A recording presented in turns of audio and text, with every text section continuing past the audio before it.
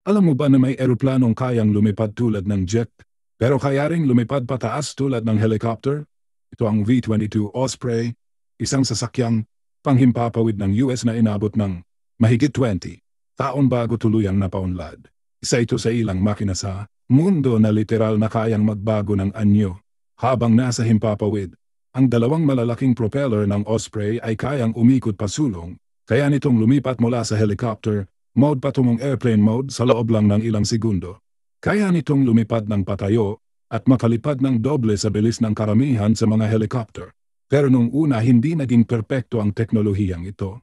Noong taong 2000, bumagsak ang isang V-22 habang nagsasanay at nasawi ang 19 na Marines.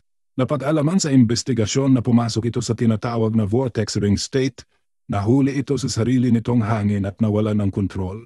Halos ipatigil na ang buong programa, ngunit hindi sumuko ang US.